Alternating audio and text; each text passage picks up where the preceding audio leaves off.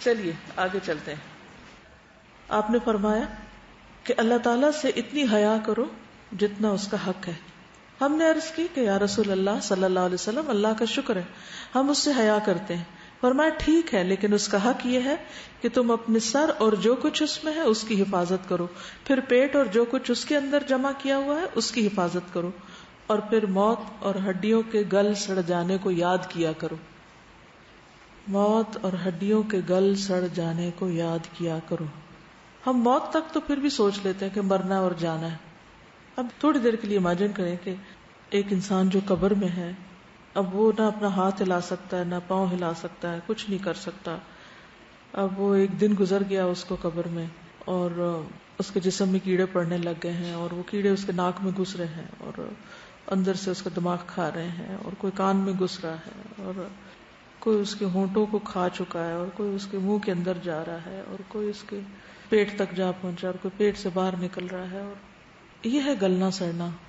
تو جب انسان اپنے اس انجام کے بارے میں امیجن بھی کرتا ہے نا, تو تھوڑی دیر کے لیے اپنے آپ کو اس حال میں دیکھے, کیونکہ اسی مرحلے سے گزرتے ہیں نا انسان. کوئی بھی عزیز دوست رشتہ دار پیارا جو دنیا سے گیا ہو تو سب کچھ کھایا جاتا ہے, چند دن میں ہی کھایا جاتا ہے. وہ صرف ہماری امیجنیشن میں رہ جاتا ہے یا اس کی تصویریں رہ جاتی ہیں, لیکن وہ اب اس حال میں نہیں ہے. اور وہ قیامت کے دن ہی اس حال میں لوٹے گا جس حال میں اس کا عمل ہوگا, یا عمل کے اعتبار سے ہی اس کا حال ہوگا.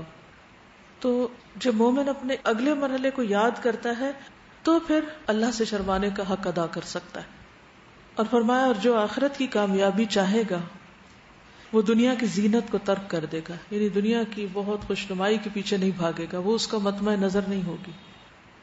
اور جس نے ایسا کیا اس نے اللہ سے حیا کرنے کا حق ادا کر دیا. قرآن مجید میں آتا ہے نا, من عمل صالحا من ذکر او انثى وهو مؤمن فلنحيينه حیاتا طیبہ.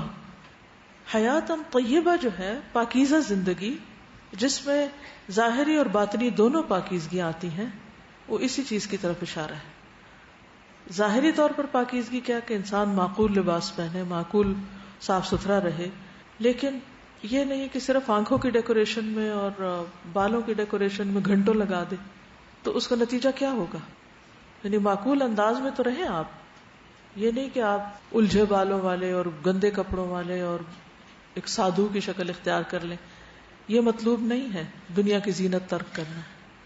حیاتاً طیبہ میں طیب پاک عمدہ معقول معروف انداز میں زندگی بسر کرنا, لیکن ان چیزوں سے پرہیز کرنا جو وقت کے ضیاع کا سبب ہیں, جو مال کے ضیاع کا سبب ہیں, اور جو ایک تکاثر اور تفاخر میں آ جاتی ہیں. تفاخر کیا ہوتا ہے کہ انسان اس بات پہ فخر کرنے لگے کہ میں دوسرے سے زیادہ خوبصورت ہوں, یا زیادہ بہتر پہننا اوڑھنا جانتا ہوں, یا پھر یہ کہ اگر دوسروں کے مقابلے میں زیادہ حاصل کرنے کی فکر کرے. تو یہ اللہ تعالیٰ کا وعدہ ہے کہ جو نیک کام کرے گا اللہ اس کو دنیا میں بھی پاکیزہ زندگی بسر کرائے گا, عمدہ زندگی دے گا. وَلَنَجْزِيَنَّهُمْ أَجْرَهُمْ بِأَحْسَنِ مَا كَانُوا يَعْمَلُونَ. اور ان کے اعمال کی بدولت آخرت میں ہم ان کو ان کا بہترین اجر عطا کریں گے. رسول اللہ صلی اللہ علیہ وسلم نے فرمایا مومن کے لیے اللہ تعالیٰ اس کی نیکیوں کو آخرت کے لیے ذخیرہ کرتا رہتا ہے, اور دنیا میں اپنی اطاعت پر اسے رزق عطا کرتا ہے. یعنی جب بندہ اللہ کی اطاعت کرتا ہے تو اللہ تعالیٰ دنیا میں بھی اس کو اپنی رحمت سے نوازتا ہے.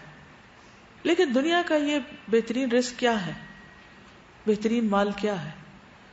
حدیث میں آتا ہے دنیا متاع ہے, اور دنیا کا بہترین متاع بہترین مال نیک بیوی ہے. نیک بیوی, یعنی صرف عورت کی خوبصورتی کی بات نہیں کی گئی, نیک بیوی یہ سب سے بہترین مال ہے, سب سے بہترین نعمت ہے جو کسی مرد کو ملے. اب رہی باقی حیاتاً طیبہ یا عمدہ زندگی یا معقول زندگی یا ضرورت کی زندگی, وہ کیا ہے؟ رسول اللہ صلی اللہ علیہ وسلم نے فرمایا جو شخص تم میں سے امن کے ساتھ صبح کرے, امن کے ساتھ کہ خیر و عافیت سے اٹھا ہے, اور اس کے پاس اس دن کا کھانا بھی ہو, گویا ساری دنیا اس کے لیے اکٹھی ہو گئی, سب کچھ ہے اس کے پاس. ایک اور جگہ پر آتا ہے وہ آدمی کامیاب ہو گیا جس نے اسلام قبول کیا اور ضرورت اور کفایت کے مطابق اسے روزی نصیب ہو گئی, اور اللہ نے اسے اپنی نعمتوں پر قناعت کی دولت عطا کر دی. تو کامیاب کون ہے؟ جس کے اندر قناعت ہے، جس کے اندر حرص ہے اور لالچ ہے، اور ہر وقت وہ اس احساس کا شکار ہے کہ خرچہ پورا نہیں ہوتا اور حالات بڑے تنگ ہیں، جو کہ اکثر لوگوں کے پاس بیٹھ کے آپ کو احساس ہوتا ہے کہ ان کو ایک ہی ہم و غم ہے، سب کچھ ہوتے ہوئے بھی وہ ناشکری کے کلمات دہرا رہے ہوتے ہیں، تنخواہ پوری نہیں ہوتی، گزارا نہیں ہوتا، بڑا مشکل ہو گیا، بڑا مشکل ہو گیا۔ تو اگر اللہ نے ہمیں کھانے کو دیا ہے اور جسم میں عافیت دی ہے، صحت دی ہے، تو شکر ادا کرنا چاہیے، رونا دھونا چھوڑ دینا چاہیے۔ ایسا شخص کامیاب زندگی بسر کر رہا ہے۔ اچھا، ہم لوگ جب دنیا کے کامیاب ترین انسانوں کا پڑھتے ہیں تو وہ ملینئر اور ٹریلینئر کی باتیں پڑھتے ہیں کہ وہ سکسیسفل پیپل ہیں۔ عموماً سکسیسفل کا جو کرائیٹیریا وہ کیا ہے؟ جس کے پاس اتنی دولت ہے، چاہے وہ حلال سے حاصل ہو، حرام سے ہو، کہاں سے ہو، یہ نہیں پتا، اس کی فکر کی ضرورت نہیں۔ اس سکسیس کے ٹاپک پہ مارکیٹس بھری ہوئی، کیونکہ ہر شخص کامیاب زندگی گزارنا چاہتا ہے، اور وہ دوسرے لوگوں کی کہانیاں پڑھتا رہتا ہے، اچھا وہ ان لوگوں نے کیا کیا، کیسے کیا، کہاں کامیابی حاصل کی، کیسی کامیابی تھی، کیا کیا اچیومنٹس تھی ان کی، اور وہ خوابوں کی دنیا میں ان کے ساتھ رہتا ہے، حالانکہ ان جیسا کام کچھ بھی نہیں کرتا خود، اور نہ ویسی مستقل مزاجی ہوتی۔ اور پھر ہر چیز مال و دولت نہیں ہوتی، یعنی سکسیس کا ہمارے یہاں کرائیٹیریا مال و دولت ہے، لیکن یہاں پر سکسیسفل کون ہے؟ کہ جس کے اندر قناعت ہے، جو ملا اس پہ راضی، شکر گزار ہے۔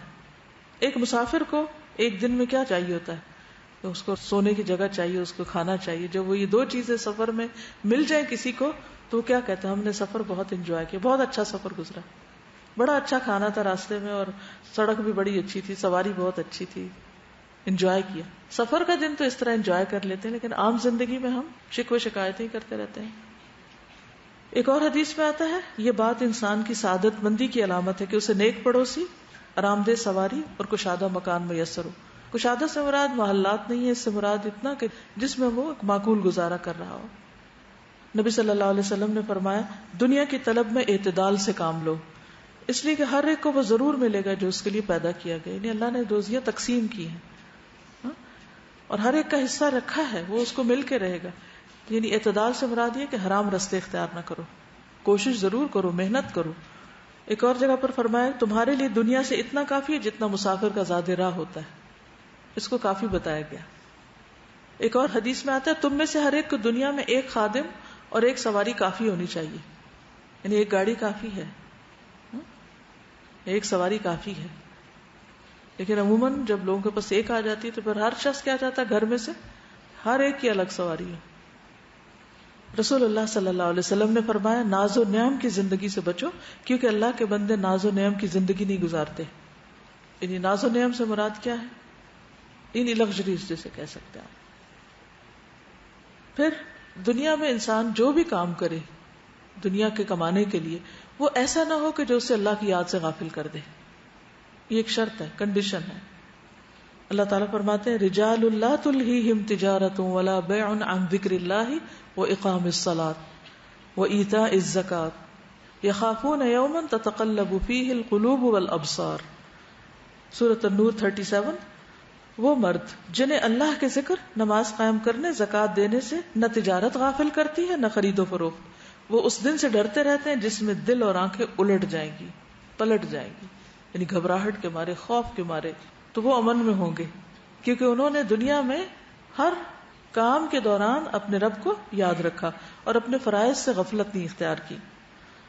ایک اور حدیث میں آتا ہے کہ اللہ تعالیٰ جب کسی بندے سے محبت کرتے ہیں تو اسے دنیا سے اس طرح روکتے ہیں جس طرح تم میں سے کوئی اپنے مریض کو پانی سے روکتا ہے۔ یعنی انسان کی قدرتی رغبت ہوتی ہے دنیا میں آگے نکلنے کی، تو پھر اللہ تعالیٰ اس کے لیے کوئی رکاوٹ لے آتے ہیں، پھر اس کو روک دیتے ہیں، پھر وہ بھاگنے لگتا ہے، پھر کوئی رکاوٹ ڈال کے روک دیتے ہیں۔ تو یہ بھی اللہ تعالیٰ کی رحمت کی علامت ہے کہ وہ اس میں کھو نہ جائے، اس میں ایسا مشغول نہ ہو جائے کہ ہر چیز بھول جائے۔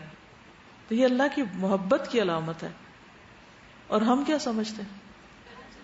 شاید اللہ تعالیٰ ہم سے ناراض ہو گئے۔ ایک اور روایت میں اسی سے ملتی جلتی ہے، یہ ترمذی کی تھی، وہ مسند احمد کی ہے۔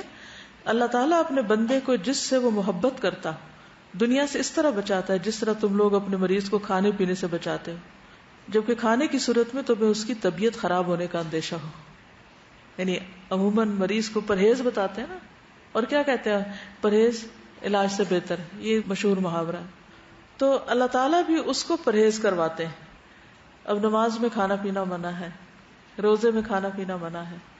پھر انسان حج کے دوران بھی ایک مسافر کی طرح ہوتا ہے، وہاں لمبے چوڑے کھانے پینے کے سلسلے نہیں ہوتے، بس کام چلانا ہوتا ہے کہ چل سے چل عبادت کریں، بھاگیں، اللہ کی طرف رغبت کریں، جس کام آئے وہ کریں. تو اسی طرح نبی صلی اللہ علیہ وسلم کے ساتھ صحابہ جو تھے جہاد کے لیے جب نکلتے تھے تو کتنا کھانا ہوتا تھا ان کے پاس. ہاں کیا کھانا ہوتا تھا؟ چند کھجوریں ہوتی تھی. اور یہ ریپیٹڈلی آپ نے یہ بات پڑھی ہے، تو اس میں سروائیو کیے. اسی طرح آپ طالب علم ہیں تو آپ کو وہ نہیں مل رہا جو آپ کو گھر میں آرام سے بیٹھ کے کھانے میں، جو خواتین جن کا اور کوئی کام نہیں، وہ ساری توجہ اپنی پسند کی، اپنی چوائس کی، اپنے ضرورت کے جو بھی ان کے دلچسپی ہوتی ہے اس کے مطابق نئے نئے چیزیں بناتے رہتے ہیں، ٹرائی کرتے رہتے ہیں. آپ کا دل چاہے بھی تو آپ نہیں کر سکتے کیونکہ آپ کے پاس نہ وقت ہے اور اس سے زیادہ اہم کام آپ کے سامنے. تو یہ اللہ کی محبت کی علامت ہوتی ہے کہ اللہ تعالیٰ بندے کو ایسی چیزوں سے آہستہ آہستہ بچا لیتے ہیں، دور کر دیتے ہیں، ہٹا لیتے ہیں. یا تو دلچسپی بدل جاتی ہے، یا پھر مشغولیت ایسی ہو جاتی ہے، یا رغبت اندر سے نہیں رہتی، یا وہ لالچ یا ہرس نکل جاتی. کچھ لوگ ہوتے ہیں مجبوری کے مارے نہ بھی کر سکے تو اندر کی لالچ ان کی نہیں جاتی کسی وقت، وہ دل وہیں اٹکا ہوا ہے کہ وہی ملے کھانے کو. لیکن کچھ لوگوں کو جو بھی ملے اس پر بے پناہ شکر گزار ہوتے ہیں، اور وہ یہ نہیں کہتے کہ اندر سے آنسو بھی حلق میں جا رہے ہوں کہ کیا ملا کھانے کو، یہ کیا ہے ہمارے پاس، ہم کس مصیبت میں پڑ گئے.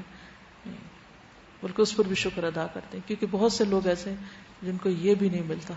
تو 4 قسم کے لوگ پڑھے تھے نا ہم نے. اس کا فائدہ کیا ہوتا ہے جب انسان کے اندر دنیا سے زہد پیدا ہو جاتا ہے. یعنی یہ نہیں زہد کا مطلب کہ کھانا پینا اور سب چھوڑ دے.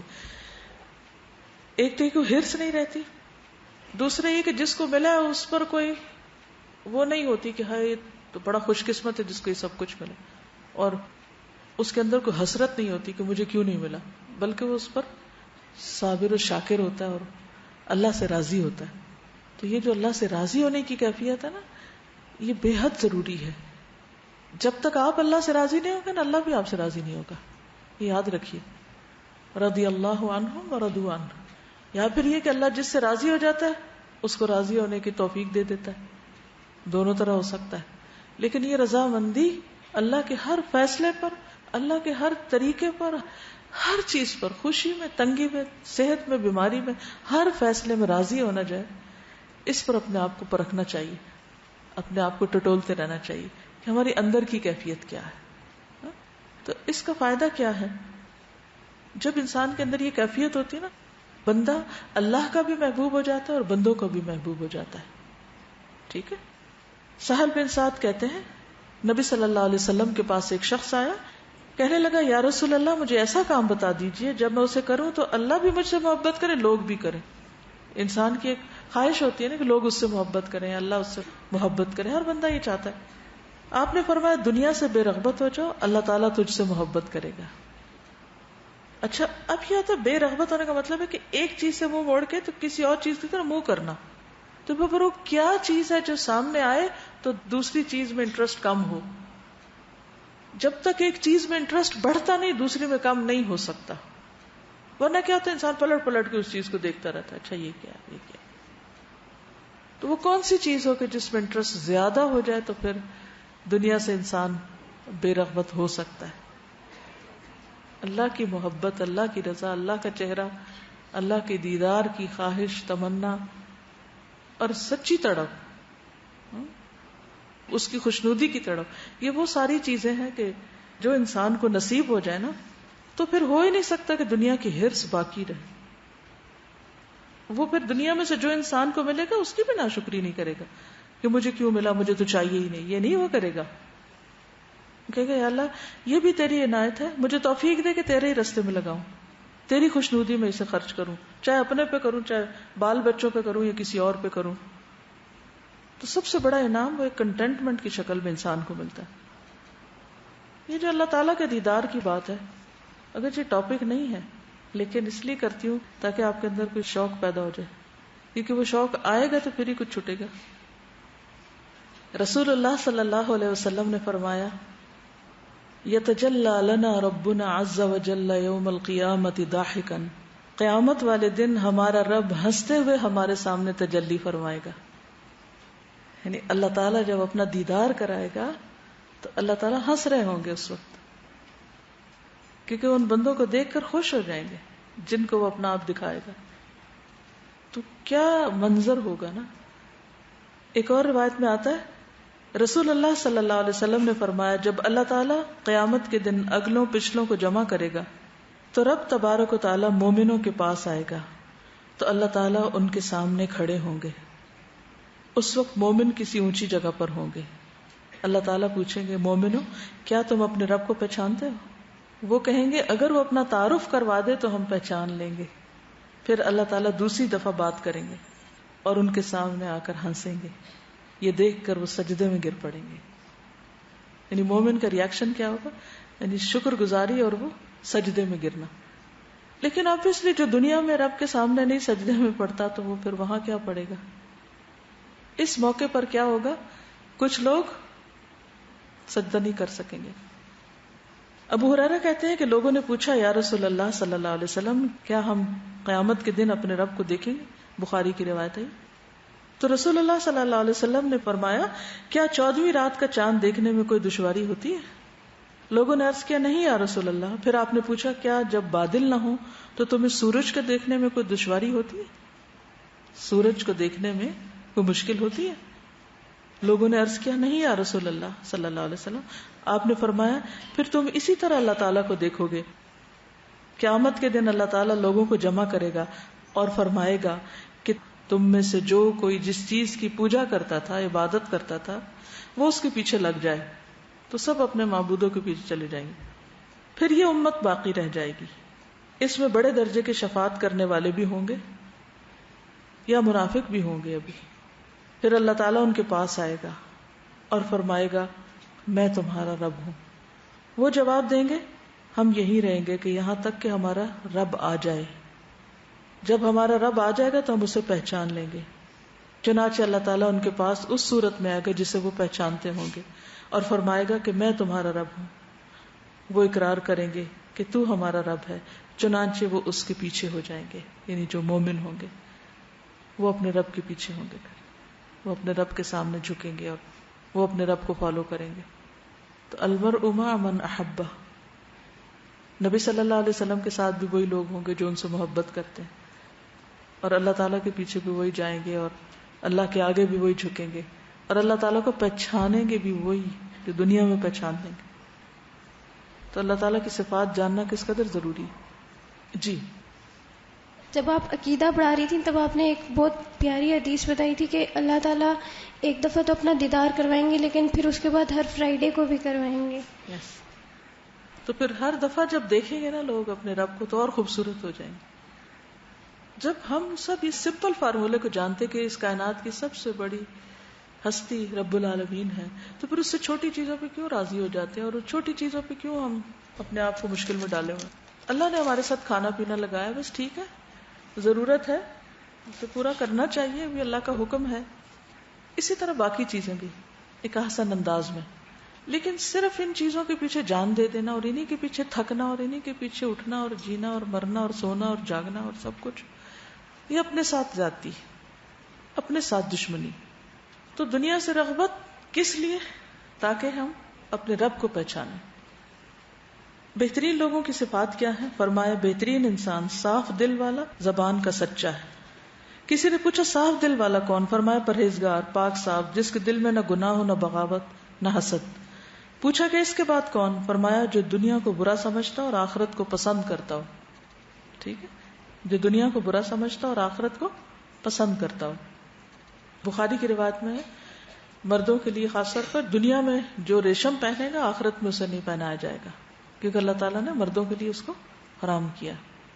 اسی طرح ایک اور حدیث میں ہے جس نے دنیا میں شراب پی اور توبہ نہ کی وہ آخرت میں اس سے محروم رہے گا.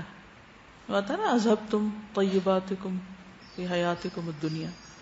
تم نے دنیا میں ساری نعمتیں لے لی تھی. یہ میں نہیں کہہ رہی کہ شراب دنیا کی نعمت ہے اس کانٹیکس میں نہیں کہہ رہی لیکن ویسے ہی یعنی کہ جن چیزوں کو انسان کا دل چاہتا ہے اور وہ بس دنیا میں ہی ان کو حاصل کرنے کی تگ و دو کرتا رہے بس ایک حدیث میں آتا ہے کہ تمہارے سامنے آخرت کی دشوار گزار گھاٹی ہے، مشکل راستہ، جس سے صرف وہی نجات پائے گا جو ہلکا ہوگا، آسان حساب ہوگا جس کا. اور پھر یہ ہے کہ دنیا کی محبت جو ہے نا ایک بیماری بھی ہے، بیماری کی طرح انسان کے اندر لگ جاتی ہے. جیسے فی قلوبہم مرض، اس کی تفسیر میں ایک تفسیر کیا آتی ہے؟ ان کے دلوں میں بیماری ہے. منافقین کی جو بات آتی ہے، منافق اور مومن کا فرق کس چیز سے ہوتا ہے؟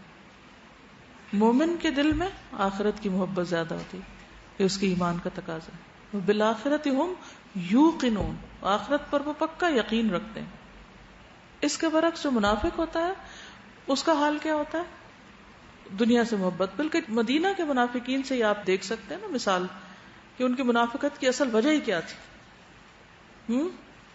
شغلتنا اموالنا و اہلنا، کہ جب اللہ تعالیٰ کی عبادت کا وقت آئے یا اللہ کے دین کے لیے کسی قربانی کا وقت آئے تو انسان بس یہ بہانہ کر دے کہ ہمارے اموال اور گھر والوں نے ہمیں مشغول کر دیا تھا، اس لیے ہمیں وقت نہیں ملا. تو آخرت کی محبت کے فائدے کیا ہیں اور دنیا سے بے رغبتی کے فائدے کیا ہیں؟ کیا بتایا؟ اللہ بندے سے محبت کرتا ہے، اللہ تعالیٰ کا دیدار نصیب ہوگا، بندوں کے دلوں میں اللہ محبت ڈال دیتا ہے، اور جی بے چینی سے نجات ملتی ہے. اس کے برعکس جب انسان دنیا سے محبت کرتا ہے تو وہ ایک بیماری کی طرح اندر انسان کی آ جاتی ہے، دنیا کی محبت اور بے چینی اور حسد اور بغض اور اس طرح کی ساری بیماریاں انسان کے اندر آ جاتی ہیں. ان سب کی بنیادی وجہ دنیا کی محبت ہے. جتنی بھی اخلاقی خرابیاں نا اسی وجہ سے ہوتی ہیں. ورنہ انسان بہت سی چیزوں کو بہت آسانی سے درگزر کر سکتا ہے، معاف کر سکتا ہے، چھوڑ سکتا ہے. انسان کہتے ہیں اس کی ویلیو ہی کیا ہے، کس بات پہ جھگڑا کرنا، چھوڑو، کیا قدر و قیمت ہے اس بات کی. مثلا اگر کوئی آپ کا حق لے گیا، ٹھیک ہے آپ کوشش کریں لینے کی واپس، لیکن اگر کوئی نہیں دیتا تو کیا چیز آپ کو اسے معاف کرنے یا اس بات کو دل سے نکالنے پہ آمادہ کرے گی؟ کہ دنیا تو ویسے بھی قلیل ہے اور اس کا تو زیادہ بھی قلیل ہے اور اس کا تھوڑا تو بہت ہی تھوڑا ہے. تو اگر کسی نے تھوڑا لے لیا اور اس کے بدلے مجھے بڑا ملنے والا تو مجھے اتنا غم کرنے کی ضرورت نہیں، موو آن، آگے چلو. ورنہ انسان ہر زخم لگنے پر ادھر ہی بیٹھ جائے تو پھر کرنے کا کام تو نہیں ہو سکتا نا، فوکس ہٹ جائے گا. پھر نبی صلی اللہ علیہ وسلم نے فرمایا ان قریب میری امت کو بھی سابقہ امتوں کی بیماری لگ جائے گی، یعنی دنیا کی محبت کی. صحابہ نے کہا امتوں کی بیماری سے کیا مراد ہے؟ آپ نے فرمایا اترانا. اترانا کس کو کہتے ہیں؟ فخر کرنا، تکبر کرنا. یہ حدیث کے الفاظ ہیں. البطر، تکبر کرنا، زیادہ مال جمع کرنے کی حرص، تکاثر. پھر تناجش، دنیا حاصل کرنے میں فریب سے کام لینا. والتباغض، ایک دوسرے سے بغض رکھنا. والتحاسد، ایک دوسرے سے حسد کرنا. حتی یکون البغی، یہاں تک کہ بغی، ظلم اور ستم اور دوسرے کے اوپر زیادتی، یہ بھی آ جائے گا میری امت میں. ان سب چیزوں کو آپ نے بیماریاں قرار دیا. حسد کس چیز پہ ہوتا ہے عموماً؟ دوسرے کو زیادہ دنیا مل جاتی تو ہمیں پھر بری لگتی. تو اصل چیز اگر غور کیا جائے اور تہ میں جائے تو پھر دنیا ہی ہے نا. تو جو مسافر ہو یا رہ گزر ہو اس کی کیفیت یہ نہیں ہوگی. اس کے لیے کیا ضروری ہے کہ انسان ایسے لوگوں میں کم بیٹھے جو دنیا چاہتے ہو. منکم من یرید الدنیا ومنکم من یرید الآخرہ. جب آپ ان لوگوں کے بیچ میں بیٹھیں گے جو دنیا کی محبت میں گرفتار ہیں تو لازماً آپ کے اوپر اس کا اثر آئے گا، لازمی طور پر. اور اگر بیٹھنا بھی پڑے تو سنبھل کے بیٹھیں. جیسے آپ کسی بیمار کے پاس بیٹھتے ہیں تو کیسے بیٹھتے ہیں؟ سنبھل کے نا. کیسے سنبھلتے ہیں؟ اسپتال جاتے ہیں کیا کرتے ہیں؟ اس کو ٹچ نہیں کرتے یا ماسک پہن لیتے ہیں یا اور اسی طرح کی حفاظتی تدابیر اختیار کرتے ہیں. تو ایسے دنیا کا جو بیمار ہوتا ہے نا، دنیا کی محبت میں گرفتار شخص، اس کے پاس بیٹھتے ہوئے بھی ذرا احتیاط برتیں. کہہ رہی ہیں عیادت کے لیے بھی تھوڑی دیر بیٹھنا چاہیے. تو اسی طرح دنیا کے بیماروں کے پاس بھی تھوڑی دیر بیٹھنا چاہیے، ضرورت کا بیٹھنا چاہیے. بعض اوقات آپ اوائڈ نہیں کر سکتے مگر دلچسپی نہ لیں پھر اس میں بہت. نبی صلی اللہ علیہ وسلم نے فرمایا قیامت قریب آ چکی ہے لیکن لوگوں میں دنیا کی حرص اور بڑھے گی اور اللہ تعالیٰ سے دوری میں اضافہ ہوگا. السلسلہ صحیحہ کی حدیث ہے. نبی صلی اللہ علیہ وسلم نے فرمایا ان قریب آخری زمانے میں ایسے لوگ ہوں گے جو مسجدوں میں حلقوں کی صورت میں بیٹھیں گے، گول دائروں میں. ان کی سب سے بڑی فکر دنیا ہوگی ایسے لوگوں کے پاس نہ بیٹھنا. اللہ تعالیٰ کو ایسے لوگوں کی کوئی ضرورت نہیں. ایسے لوگوں کے پاس نہ بیٹھنا حالانکہ وہ مسجد میں بیٹھے ہوئے ہیں. کیونکہ عام طور پہ ہم سوچتے ہیں نا کہ مسجد جائیں, ایمان بڑھے گا, ہمارا ایمان تازہ ہوگا, تو پھر انسان ایسے لوگوں کے پاس جا کے بیٹھتا ہے. لیکن بعض اوقات کیا ہوتا ہے کہ آپ کسی دینی مجلس میں جاتے ہیں, دین کی محبت کم اور دنیا کی زیادہ پڑ جاتی ہے. تو چیک تو خود کو خود ہی کرنا ہے نا, کس چیز کا ٹیمپریچر بڑھ رہا ہے. اور وہ حدیث کہ جس شخص کا مقصد اور حرص دنیا ہو اور وہی اس کا ہدف بن جائے, وہ اسی کی نیت رکھتا ہو, تو اللہ تعالیٰ اس کی آنکھوں کے سامنے اس کا فقر رکھ دیتے ہیں. دو آنکھوں کے بیچ میں اس کا فقر, محتاجی, یعنی یا تو یہاں لکھ دیا جاتا ہے یا پھر وہ دیکھتا ہے تو ہر وقت اس کو محتاجی نظر آتی کہ میرے پاس کچھ نہیں, میرے پاس کچھ نہیں, میرے پاس کچھ نہیں. اسی میں روتا ہے. وہ نہ ہونے کا غم اس کو ہر وقت لگا رہتا ہے, یعنی بخار چڑھا رہتا ہے اس کو, کچھ نہیں, کچھ نہیں, کچھ نہیں, کیا بنے گا, کیا بنے گا. تو یہ چیز انسان کے لیے بہت نقصان دہ ہو جاتی ہے. فرمایا اور اس پر اس کے معاملات بکھیر دیتے ہیں اور اس کو اس سے اتنا ہی ملتا ہے جو اس کے لیے لکھ دیا گیا. اور جس شخص کا مقصد آخرت ہو, اس کی حرص آخرت ہو, وہ اس کا ہدف بن جائے, یعنی اس کے لیے کوشش کر رہا ہو, وہ اسی کی نیت کرتا ہو, تو اللہ تعالیٰ اس کے دل میں غنا ڈال دیتے ہیں, وہ قناعت پیدا ہو جاتی ہے, اور اس کے معاملات کو اللہ تعالیٰ یکجا کر دیتے ہیں. یعنی اسے بہت بھاگ دوڑ نہیں کرنی پڑتی, وہ چیزیں سامنے آ جاتی ہیں اس کی, اور دنیا اس کے پاس ذلیل اور مطیع ہو کر آتی ہے. دنیا کی محبت انسان کو غافل کرتی ہے. تو جب غفلت کا دورہ پڑنے لگے تو آپ ڈائگنوز کر لیں کہ کسی چیز کی محبت میں گرفتار ہوا ہوں جس کی وجہ سے میں اپنی عبادت اور اپنے اچھی عادات اور اچھے اوراد یا جو میرے معمولات جو مجھے اللہ کے قرب کا ایک لطف دیتے تھے اس سے محرومی ہو گئی ہے, کیونکہ کوئی جراثیم لگ گئے, کوئی بیماری لگ گئی. یہ بالکل ایسے ہوتا ہے جب آپ بیمار ہوتے ہیں نا, آپ پہ کوئی وائرس اٹیک کرتا ہے تو پھر کیا ہوتا ہے کہ آپ کی جو پوری جو فزیکل کنڈیشن اس میں چینج آنے لگتا ہے نا. اسی طرح دل پر بھی جب جراثیم کا اٹیک ہوتا ہے نا, تو کسی بھی چیز کی محبت کے جراثیم کا اٹیک ہوتا ہے تو پھر انسان کا دل اللہ سے غافل ہونے لگتا ہے, نماز میں بہت دلچسپی نہیں رہتی, نیکی کے کاموں سے انسان ڈرنے لگتا ہے, دوری ہونے لگتی ہے. اور جراثیم تو کہیں سے بھی لگ سکتے ہیں. اور پیچھے ہم نے پڑھا تھا کہ دل کی حالت بدلتے دیر ہی نہیں لگتی. وہ پر کی طرح تھا نا جس کو ہوا اڑا کے ادھر ادھر کر دے, پتہ ہی نہیں چلتا بھی کدھر پھنس گئے. تو انسان کو چوکنا رہنے کی ضرورت ہے. نبی صلی اللہ علیہ وسلم نے فرمایا, ابو درداء کہتے ہیں آپ ہمارے پاس تشریف لائے اور ہم تنگ دستی کا ذکر کر رہے تھے کہ ہمارے پاس کچھ نہیں, اور اس کا خوف کر رہے تھے. آپ نے فرمایا تم فقر سے ڈر رہے ہو؟ قسم اس ذات کی جس کے قبضے میری جان ہے, تمہارے اوپر دنیا یقیناً برسا دی جائے گی, یعنی خوب خوب آ جائے گی, یہاں تک کہ تم میں سے کسی ایک کے دل کو کوئی چیز ٹیڑھا نہ کرے گی مگر مزید دنیا کی طلب. وہ کہتے ہیں ربنا لا تزغ قلوبنا, تو دلوں کا ٹیڑھ جو ہے نا اس کی تہ میں بھی دنیا کی محبت ہوتی, تو مزید دنیا کی حرص جو ہے وہ دل کو ٹیڑھا کر دے گی. اللہ کی قسم میں تمہیں روشن شریعت پر چھوڑ رہا ہوں جس کے دن اور رات برابر ہیں, یعنی ہر چیز واضح ہے. وہ آیت بھی من کان یرید حرث الدنیا نؤتیہ منہا, حرث ہوتا ہے نا کراپ, جو اپنے اعمال کا بدلہ بس دنیا میں ہی چاہتا ہے تو ہم دے دیں گے. وما لہ فی الآخرۃ من نصیب, اس کے لیے آخرت میں پھر کچھ نہیں ہوگا. من کان یرید الحیاۃ الدنیا وزینتہا نوفی الیہم اعمالہم نوفی الیہم اعمالہم فیہا وہم فیہا لا یبخسون اولئک الذین لیس لہم فی الآخرۃ الا النار وحبط ما صنعوا فیہا وباطل ما كانوا يعملون فأما من طغى وآثر الحياة الدنيا فإن الجحيم هي المأوى. جس نے سرکشی کی اور دنیا کی زندگی کو ترجیح دی اس کا ٹھکانہ پھر جہیم ہوگا. پھر دنیا سے محبت جو ہے یہ کافر کی پہچان ہے, مومن کی نہیں. زین للذین کفروا الحیاة الدنیا, اور پھر آپ نے فرمایا لوگوں پر ایسا وقت بھی آئے گا کہ ان کے دل اجمیوں کی طرح ہو جائیں گے, یعنی کفار کی طرف اشارہ ہے. دنیا کے محبت اور ان کا طریقہ اعراب والا ہوگا, جو بھی رزق ان کے پاس آئے گا وہ اس کو جانوروں پر لگا دیں گے, جہاد کو تکلیف اور زکوٰۃ کو جرمانہ اور چٹی تصور کریں گے. ازواج مطہرات کو چوائس دی گئی تھی نا, حضرت عائشہ کہتی ہیں کہ جب اللہ تعالیٰ نے رسول اللہ صلی اللہ علیہ وسلم کو حکم دیا کہ اپنی ازواج کو آپ کے ساتھ رہنے یا الگ ہونے کا اختیار دیں تو آپ پہلے میرے پاس آئے. پھر آپ نے فرمایا کہ اللہ تعالیٰ کا فرمان ہے اے نبی اپنی بیویوں سے کہہ دو اگر تم دنیا کی زندگی اور اس کی آرائش کا ارادہ رکھتی ہو تو آؤ میں تمہیں آرام کی چیزیں اور عمدہ سامان دے دوں, اور اگر تم اللہ اور اس کے رسول اور قیامت کی عافیت کی طلبگار ہو تو اللہ نے تم میں سے نیک عورتوں کے لیے اجر عظیم تیار کر رکھا ہے. میں نے عرض کیا اس میں کون سی بات ہے جس کے بارے میں اپنے والدین سے مشورہ کروں؟ میں تو اللہ اور اس کا رسول اور آخرت کے گھر کی طلبگار ہوں.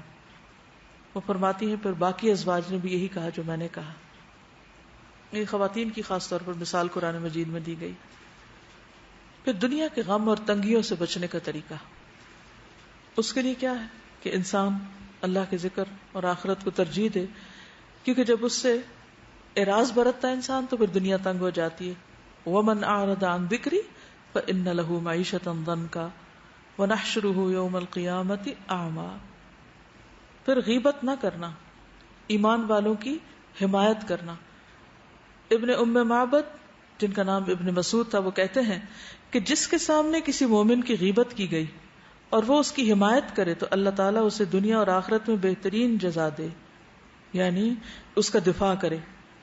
اور جس کے سامنے کسی مومن کی غیبت کی گئی اور وہ اس کی حمایت نہ کرے, دفاع نہ کرے, تو اللہ اسے دنیا اور آخرت میں برا بدلہ دے اس کو اس کا. تو وہ برا بدلہ کس شکل میں آتا ہے؟ تنگی, گھٹن, ڈپریشن, ان صورتوں میں. پھر کچھ دعائیں بھی ہیں جو انسان کو اپنے لیے کرتے رہنا چاہیے. سب سے بہترین دعا تو ہے ربنا آتنا فی الدنیا حسنۃ وفی الآخرۃ حسنۃ وقنا عذاب النار. اچھا, بعض لوگ اس کی بہت عجیب انٹرپریٹیشن کرتے ہیں. وہ کہتے ہیں کہ آخرت میں چونکہ جنت ہے تو دنیا بھی جنت ہو تو تبھی حسنہ ہے. یہ مطلب نہیں ہے. یعنی جب ہم کہتے ہیں نا ربنا آتنا فی الدنیا حسنۃ وفی الآخرۃ حسنۃ, تو آخرت کی حسنہ کیا ہے؟ جنت. تو جب ہم کہیں دنیا میں بھی حسنہ عطا کرو تو مطلب دنیا جنت بنا دو ہماری.